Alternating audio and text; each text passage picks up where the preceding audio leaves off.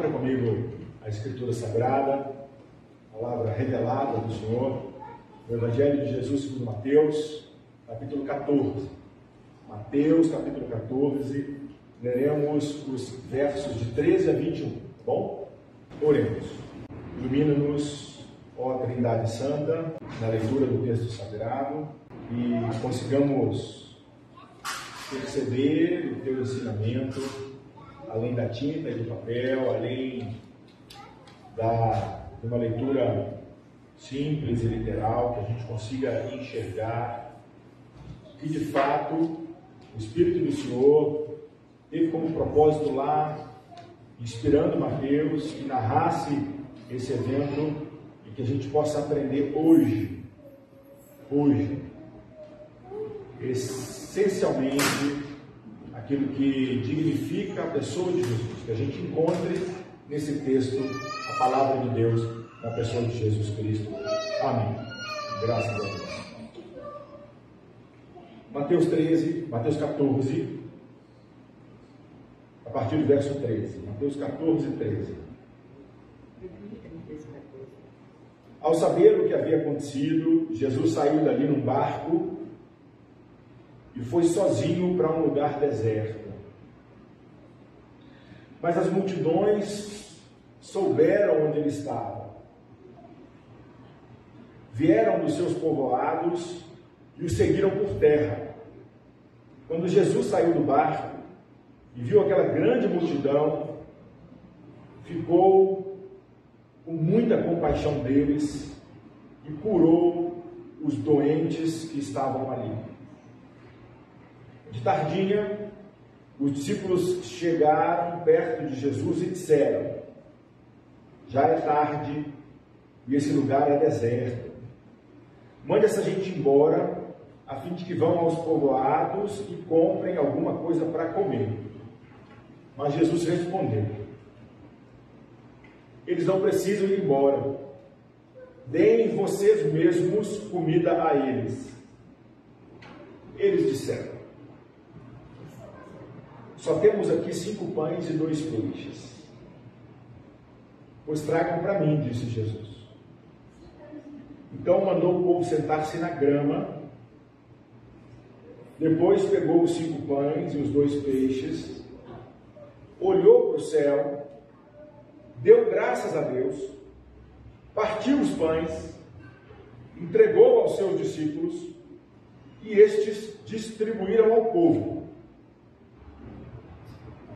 Todos comeram e ficaram satisfeitos. E os discípulos ainda recolheram 12 cestos cheios de pedaços que sobraram. Os que comeram foram mais ou menos 5.000 homens, sem contar as mulheres e as crianças. Meus irmãos e minhas irmãs, eu fiquei de fato muito feliz quando, no meio dessa semana, fui ao calendário litúrgico referente a essa data de hoje, esse domingo, o 18º domingo no tempo comum, e me deparo com esse trecho do Evangelho de Mateus. Nós estamos no ano A, o calendário litúrgico, para quem não conhece, né? Nós temos 3 sequências de textos diferentes, ano A, ano B, ano C, Mateus, Marcos e Lucas, né? Há pouco tempo eu estava explicando aqui o porquê que a igreja no passado não colocou João no calendário litúrgico. O Evangelho segundo João confronta diretamente toda a estrutura suntuosa da igreja. Então a igreja teve no passado uma dificuldade muito com o Evangelho segundo João, e eu penso que a gente precisa estudar muito o Evangelho segundo João, até para que a gente possa pensar no exercício de espiritualidade que de fato reflete o Cristo. Bom, mas a gente está no ano A, o ano A privilegia Mateus, e eu me deparo com esse texto depois de uma reunião do Serviço Assistencial Dorcas, onde a proposta do serviço é estabelecer para a gente um domingo da partilha. E eu falo, eu não tenho dúvida que Deus, pelo menos comigo, está falando. Eu penso que Ele está falando com a comunidade também. Não tenho dúvida disso, né? Como que A gente, sem entender qual texto que a gente vai estudar, numa semana antes a gente reúne, estabelece um domingo de partilha para a gente trazer comida para quem está com fome, e de repente eu me deparo com um texto onde Jesus está dando pão a um povo que está com fome. Então é de maneira muito carinhosa e muito especial que eu me acheguei a esse texto, me debrucei sobre ele nessa semana, para trazer para vocês uma reflexão tanto de manhã quanto de noite, nesse texto, nesse trecho do Evangelho segundo Mateus.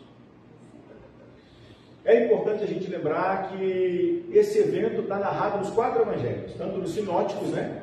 Mateus, Marcos e Lucas, quanto no Evangelho de João. Para quem não sabe o que é sinóticos, são os 3 primeiros evangelhos que têm a mesma ordem dos acontecimentos. Se a gente abrir os textos, a ordem dos acontecimentos estão paralelas ali. Por isso, sim, óticos, né? Existe uma concordância na ótica, na ordem. Por isso, sinóticos, tá bom? Então, os 4 evangelhos, essa primeira multiplicação dos pães, né? Alguns chamam esse trecho assim, outros chamam de Jesus alimenta a multidão. Existe essa narrativa nos 4 evangelhos, tamanha a importância dessa narrativa.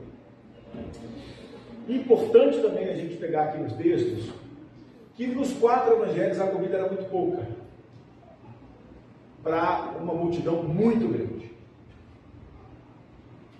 Coisa que não reflete a realidade mundial, né? Que a gente tem comida de sobra e gente passando fome. Aqui não, aqui a comida era pouca, para uma multidão. Há quem diga que o grande milagre de Jesus aqui não é através da compreensão que a tradição tem desse texto, porque a tradição cristã vai trazer a compreensão de que Jesus pega os pães e os peixes, multiplica e dá de comer a todas as pessoas. Maravilhoso, milagre lindo. Mas há quem diga que o milagre maior é outro, né? Quando nós pegamos, por exemplo, a narrativa de Lucas, a narrativa de Marcos, a narrativa de João, a gente vai somando as diferenças das narrativas, nós percebemos então Jesus pedindo ao povo que se sente na grama e que se sente em grupos menores e que tem um menino que partilha o pão e o peixe. E Jesus então traz esse menino na frente, celebra eucaristicamente, porque é isso que ele traz à memória da Eucaristia, né? Ele pega o alimento, ele olha para o céu, ele agradece, ele dá graças, ele dá aos discípulos a comida, para que os discípulos então distribuam a comida nos grupos. E quando os discípulos vão distribuir essa comida nos grupos, cada pessoa que está ali sentada no seu grupo fica constrangida diante da generosidade, da simplicidade, da partilha de uma criança, e cada pessoa então enfia a mão no seu lanchinho que estava ali guardado para a viagem e começa a partilhar o lanchinho que estava ali. E tem gente que diz que o milagre maior é fazer com que o ser humano abra mão daquilo que tem para si próprio e partilhe com o outro. Deixe de ser individualista, egoísta e passe a ser generoso, a ponto de enfiar a mão no seu embornalzinho e partir com o outro aquilo que ele levou de lanche para a viagem. Há quem diga que o que sobra é da partilha coletiva, trabalhada no milagre de Jesus no ser humano, e não apenas um pão multiplicado milagrosamente, ou apenas aí como diz respeito ao milagre, né, gente? Só para a gente entender que tem outras leituras e que a gente pode aprender também com essas outras leituras, tá bom? Bom, o que nós temos aqui? Nós temos um acontecimento onde Jesus está no caminho de Galileia para Jerusalém. Lendo o Evangelho de Mateus, a gente vai ver que é no segundo bloco do Evangelho de Mateus, onde esse acontecimento está num lugar muito importante. Por quê? Porque ele começa a narrativa dizendo que Jesus meio que se isola, vai para um lugar sozinho. Muito possivelmente porque Herodes já havia matado João Batista e Jesus sabia que o próximo a ser perseguido pelo poder político era ele. Ele confrontava o poder político, confrontava o poder religioso. As autoridades religiosas eram confrontadas com Jesus dando comida, curando no dia de sábado, reinterpretando uma legislação religiosa que oprimia a multidão, que estava com fome, aonde os sacerdotes comiam das carnes oferecidas nas ofertas e o povo não tinha o alimento básico do dia a dia. E Jesus vem partilhando. Jesus confronta uma estrutura onde, por exemplo, a mulher não tinha lugar e ele dá lugar de destaque à mulher. Ele é sustentado por ele. Jesus confronta toda uma estrutura religiosa. E não nos enganemos, né? A gente tem uma ideia romântica, Jesus se entregou por amor à cruz por nós. Meu amigo, minha amiga, deixa eu te dizer. Jesus, na cruz, foi o resultado, infelizmente, de uma ação onde ele denunciou muitas injustiças e recebeu a pior paga do poder religioso e político, que foi morrer de maneira vergonhosa numa cruz, que era a pior morte no tempo dele. Então, o resultado da cruz é porque ele enfrentou poderes injustos. E a gente precisa entender isso e resgatar isso. Mas aqui, Mateus privilegia Jesus, requerendo para si o reconhecimento do enviado de Deus. Mateus está escrevendo para quem, gente? Para os judeus. E Mateus está dizendo para os judeus que Jesus é o Messias, que veio trazer um mundo novo, uma relação nova que toda a sociedade precisa de ter consigo própria e com tudo que foi criado. Uma nova maneira de existir, uma nova relação com as outras pessoas. E Jesus cumpre exatamente o que a tradição judaica exigia e esperava dos milagres messiânicos. Jesus cura um cego de nascença. A tradição judaica vai dizer que cego, até um curandeiro poderia curar se alguém nasceu enxergando, ficou doente, parou de enxergar e de repente o curandeiro vem e cura aquele que ficou cego. Mas o Messias era o único que curaria alguém que nasceu cego. Jesus faz isso. Outro milagre messiânico, que o milagre aponta para Jesus como Messias, é curar, aliás, mais que curar, né? É ressuscitar o morto. E aqui Jesus tinha ressuscitado Lázaro. E se a gente olha o contexto direto anterior, o poder religioso estava planejando matar Lázaro para apagar o sinal messiânico de Jesus como Messias.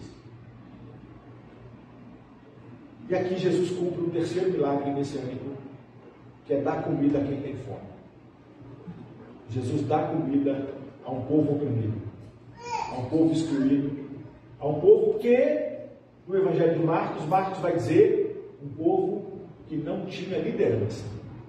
Eram como ovelhas sem pastor, sem cuidado, sem proteção, sem pasto, sem vida e sem paz. Um povo abandonado, vivendo à mercê da sorte e lutando para comer o pão de cada dia. Bom, o que nós temos aqui? Temos então um recado de Jesus. O reino de Deus está próximo. O mundo novo do jeito que Deus quer está próximo. O mundo novo do jeito que Deus quer já está no meio de nós. Mais do que isso, ele habita em nós. Ele habita na gente. É possível viver esse mundo olhando para dentro de nós, percebendo esse reino dentro de nós e vivendo as características desse reino nas nossas atitudes cotidianas, no nosso dia a dia e na nossa vida. E essas atitudes, elas são vistas na prática da lei do amor, na prática da compaixão e na prática da partilha. Na prática da lei do amor, na prática da compaixão e na prática da partilha. Não basta dizer Senhor, Senhor. Não basta. Não basta apenas proferir com palavras Jesus é o Senhor. Não basta. Necessário se faz praticar a vontade de Deus. Construir a casa sobre a rocha e não sobre a areia. Eu preciso edificar a minha casa na prática da compaixão. Eu preciso edificar a minha vida na prática da partilha. Eu preciso edificar a minha vida na prática da lei do amor. Então eu tenho, como cumprimento da vontade de Deus, dar pão ao faminto, a lei do amor, a lei da justiça e a lei da misericórdia.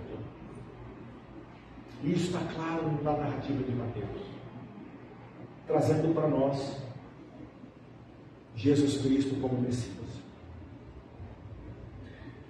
Eu entendo muito bem que quando nós olhamos as características do reino, e hoje a gente teve um papo muito saudável aqui, de maneira muito especial com o presbítero Phil e o reverendo Ertson, né?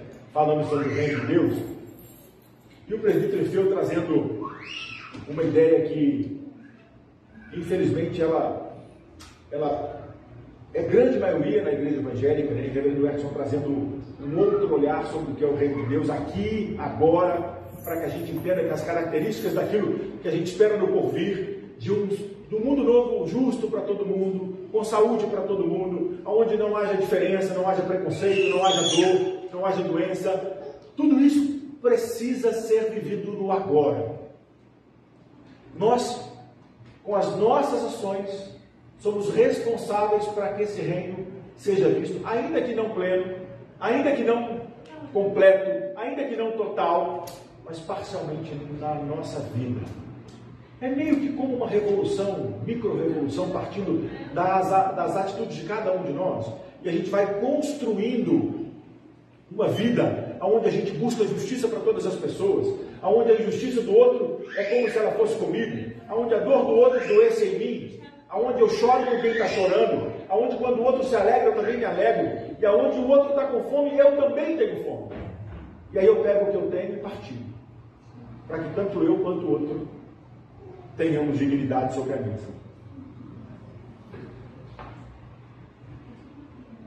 Eu tenho então aqui duas ações de Jesus maravilhosas que nos ensinam como promover esse reino. Jesus, ele se isola e tem um tempo ali de oração, ali fugindo de Herodes, até porque não era momento ainda dele morrer, tinha mais coisas para ele fazer, né? E depois, quando ele retorna desse tempo, ele se depara com a multidão sofrida. Mas o texto diz que Jesus vê a multidão, meus irmãos e minhas irmãs. Jesus retorna no tempo de oração e a primeira coisa que ele vê é a multidão sofrida. Jesus retorna de um tempo, de uma mística, de jejum, de oração, de clamor, coisa que a gente gosta muito como crente, né? Quando ele retorna desse tempo, a primeira coisa que ele vê é a multidão sofrida. E a primeira coisa que ele sente é compaixão da dor dessa multidão, é compaixão da fome dessa multidão, é compaixão das doenças dessa multidão. E na narrativa de Mateus acontece algo muito legal. Por quê? Porque como Mateus está escrevendo para os judeus, e na lei judaica, muitas pessoas doentes não eram acolhidas nas celebrações. Aqui nessa narrativa, Jesus cura antes de dar comida. Antes daquilo que, como uma figura de linguagem, né, na hora que ele recebe o pão, a memória de Mateus, que é décadas depois do acontecimento, do estabelecimento da Eucaristia, já tinha acontecido décadas antes, que na noite em que Jesus foi traído, ele toma o pão, parte com os seus discípulos e diz: olha, vocês vão comer, reunindo no meu nome, e lembrar de mim, comendo do meu pão, bebendo do meu cálice. Esse é o cálice da nova aliança estabelecida no meu sangue. E ali, na relva, Jesus, na narrativa de Mateus, repete a Eucaristia. É como se Mateus estivesse escrevendo depois e lembrando daquilo que iria acontecer na narrativa dele, porque historicamente já havia acontecido. Jesus então pega o pão e celebra a gratidão, olha para o céu, agradece, parte o pão e faz, olha que coisa incrível isso, faz dos seus discípulos participantes da distribuição, na partilha, na generosidade. Ele dá aos seus discípulos para que os seus discípulos levassem de comer a multidão. Então eu tenho aqui a primeira observação, que Jesus não queria deixar ninguém de fora. Mesmo que na cabeça daquela pessoa doente tivesse ali um pressuposto, que a doença dela impunha sobre ela o status de impuro ou de impura, e ela não poderia participar da celebração. Jesus então cura primeiro, para depois celebrar aqui a Eucaristia, onde todas as pessoas foram acolhidas. E eu tenho uma segunda observação, que é o nosso papel de discípulos e discípulas, muito marcado no Evangelho de Mateus, muito marcado. Nós temos a responsabilidade de partilhar o Deus que dá a nós pão. Deus nos dá pão e a gente tem a responsabilidade de partilhar o pão que a gente recebe. A responsabilidade é nossa como corpo de Cristo. Cristo é o nosso cabeça, nós somos o corpo dele espalhados na face da terra. Não nos enganemos. Se o reino dele será estabelecido, ele será estabelecido através do corpo dele espalhado na face da terra. Ele vai usar o corpo dele, com toda a diversidade do corpo, espalhado na face da terra, para que uma sociedade de bem para todas as pessoas seja estabelecida. Para que uma sociedade onde todas as pessoas tenham acesso a recursos básicos, como saúde, como alimentação, como moradia, como educação, como vida, como respeito. Nós temos um papel ímpar, vital, no estabelecimento desse mundo. Então, hoje, nós repetiremos daqui a pouquinho o gesto que Jesus fez. Toma o pão, olha para o alto, agradece, partilha o pão e dá aos seus discípulos. O pão que a gente comer aqui hoje, gente, que ele seja para nós uma memória, para que a gente saia daqui e partilhe o pão com quem tem fome aí fora. Para que a gente lute, para que em toda mesa haja pão, para que não falte pão na mesa de ninguém. E aí eu trago de novo a memória de que 1/4 da população mundial não tem pão todo dia sobre a mesa. E que grande parte da produção do alimento mundial é retido e processado por ganância e mantido nas mãos de quem retém, de quem detém os recursos. E a gente precisa repensar o tipo de sociedade que a gente está construindo. Se essa sociedade capitalista real responde ao tipo de sociedade que a gente quer estabelecer. E como a gente pode fazer isso? E eu finalizo dizendo o seguinte: há 29 anos acontece na cidade de Belo Horizonte um grito, no dia 7 de setembro, o dia da independência. Há 29 anos, grita-se em Belo Horizonte as pessoas excluídas. O grito dos excluídos acontece há 29 anos na nossa cidade. As pessoas que são invisibilizadas, que vivem à margem da sociedade, da grande diversidade dessas pessoas. No dia 7 de setembro, isso acontecia na Praça 7, hoje acontece ali numa praça debaixo do conglomerado da Lagoinha, e vai fazer uma passeatinha até o acampamento Padre Lírio, no dia 7 de setembro. Esse grito tem sido abafado pelas pessoas da nossa sociedade que têm acesso a recursos. Essas pessoas têm calado a boca dessas que gritam. Esse grito não está sendo quase ouvido.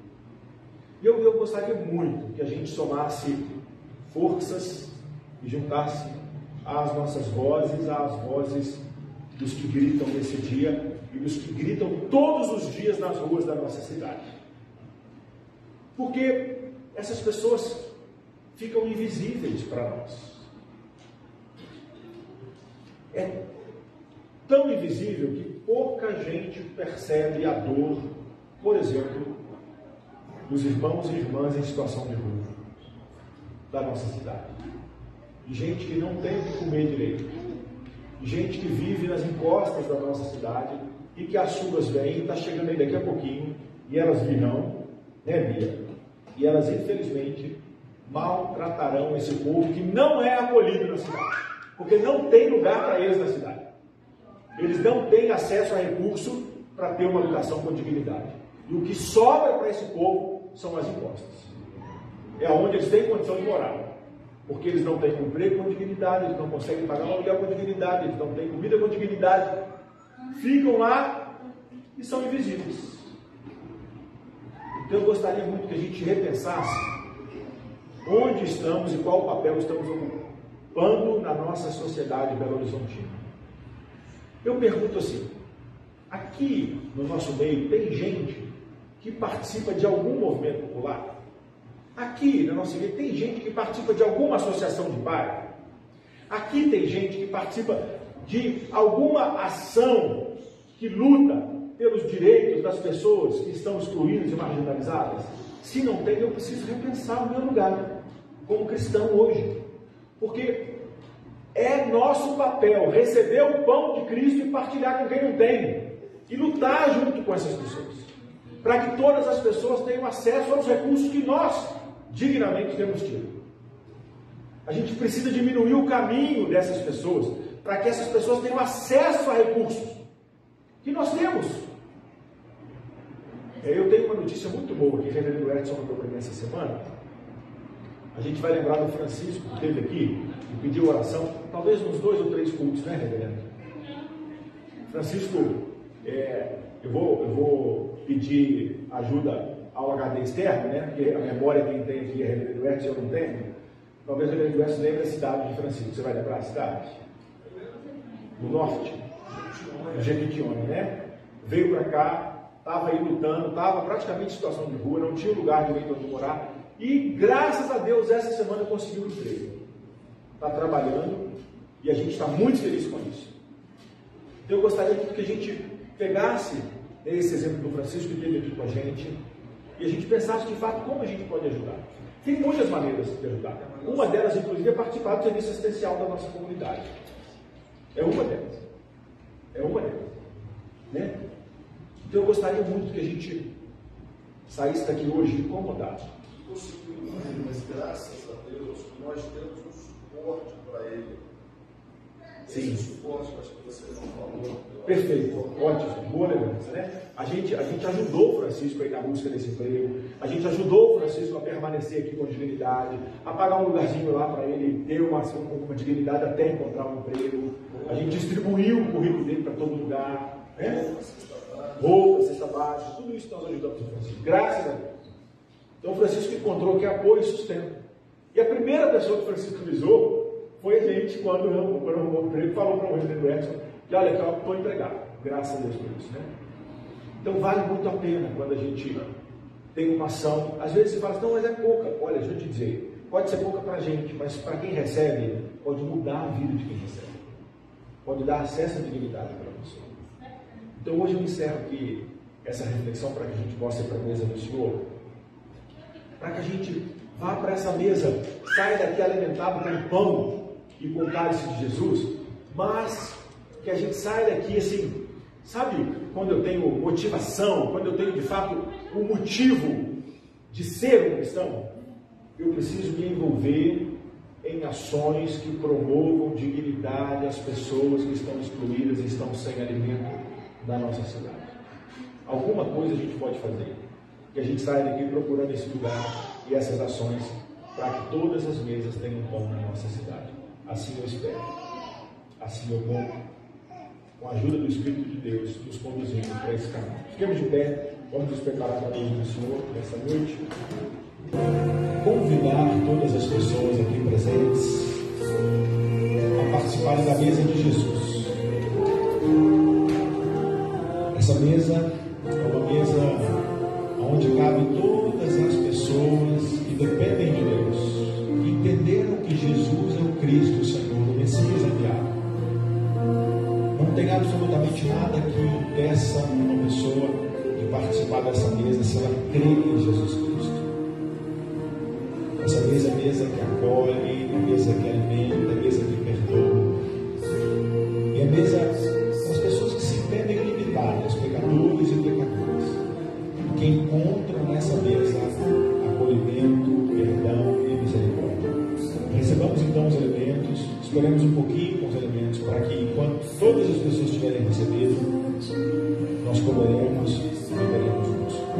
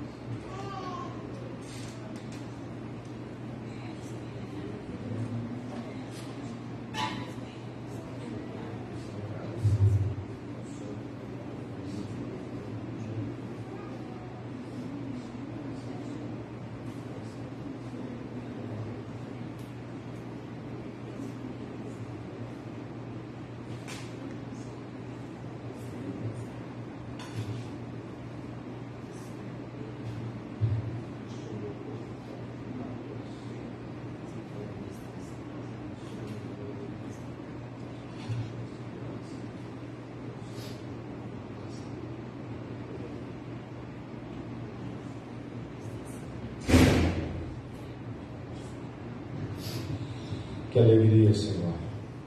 Que alegria fazer parte dessa mesa. Há 2000 anos o Senhor reuniu seus amigos e agora o Senhor nos reúne aqui também. E sentimos a Tua presença aqui entre nós. Bem-vindo, Senhor. Bem-vindo às nossas vidas. Bem-vindo aos nossos corações, às nossas intimidades. Bem-vindo, Senhor, às nossas fraquezas e também às nossas fortalezas. Glórias te damos, Senhor, porque Tu és bom, Tu és amoroso, Tu te doaste por nós e agora Tu celebras conosco e nós celebramos com o Senhor, cumprindo aquilo que o Senhor pediu de nós. Em memória do Senhor, nós comemos desse pão e bebemos desse cálice até o dia que estivermos com o Senhor na glória. Amém.